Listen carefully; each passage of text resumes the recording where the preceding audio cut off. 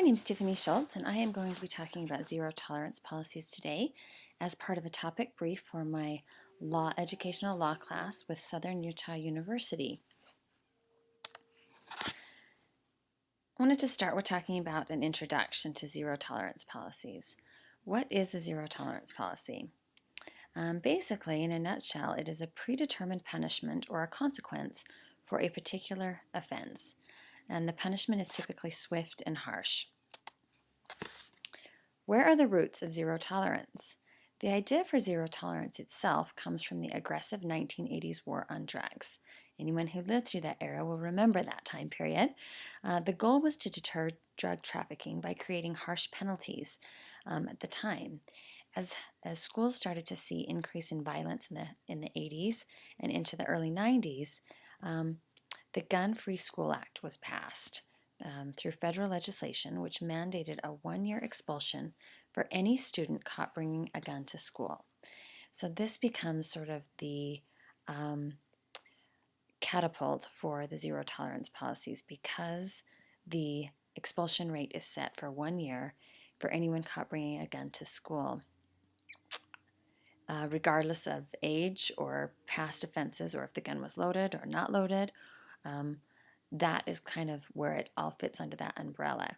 Now, of course, there is a clause that allows the superintendent to override that, largely to protect students under IDEA or other circumstances, but generally it's accepted that that would be the punishment, a 1-year expulsion, in order for states to receive federal funding and school districts to receive federal funding. They had to enforce this law. This act and this law then led to a wave of other school rules falling under the umbrella of zero tolerance.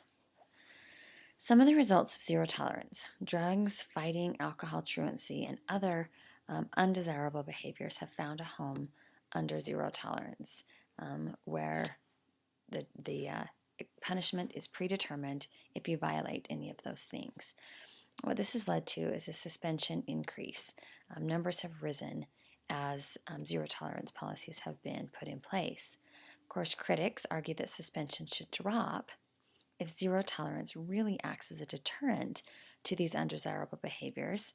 Students should stop doing them.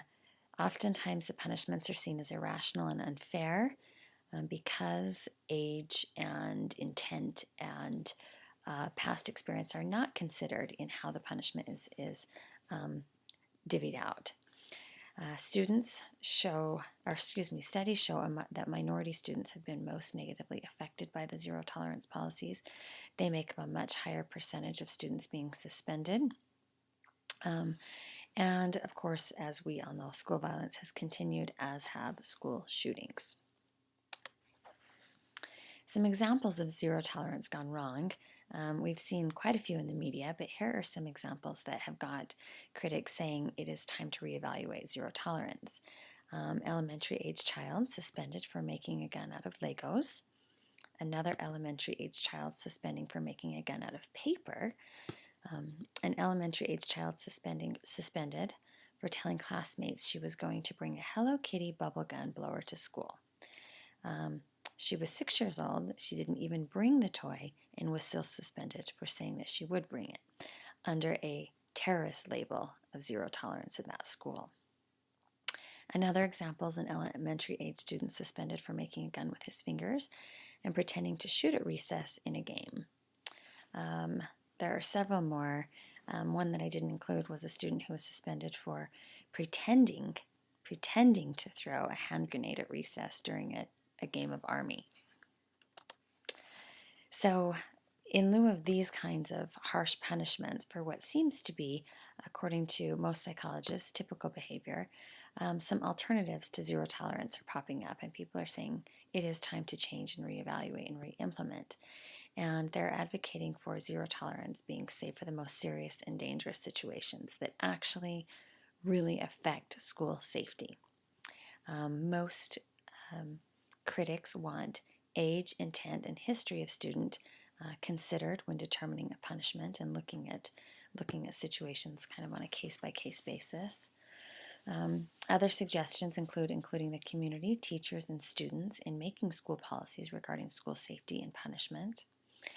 And of course, trying to just change negative behavior is an important aspect, and advocates of changing that behavior talk about how important it is to have a school that is entrenched in respect for student to student and respect for the teacher, and an emphasis on building rapport between students and faculty, whereas zero tolerance policies seem to have created sort of a enemy attitude with administration and teachers, when we want to actually build rapport and be people in their lives that they can trust and that we can help them. And of course, last but not least, probably most important, was the studies that show that creating education that promotes appropriate behavior and having it embedded in the curriculum is the best approach to getting desirable behavior from students.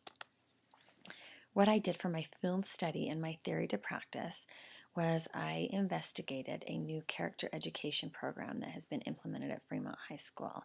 It's a pretty comprehensive program that involves students getting lessons by their teachers that are embedded into the curriculum about various virtues that are considered desirable and we want students to seek in their life and achieve. It's led to a lot of positive energy in the school. The program has. It's helped reduce discipline infractions, or at least the trends seem to show that in the school. We've seen a drop in undesirable behavior, suspension, fighting, truancy, violence, all of those things. So the character education seems to be improving student behavior, and the attitude within the school is much better. So time will tell. It's new. This is the first year, but we hope to see an improvement and a change in the attitude towards zero tolerance. Thank you for your time.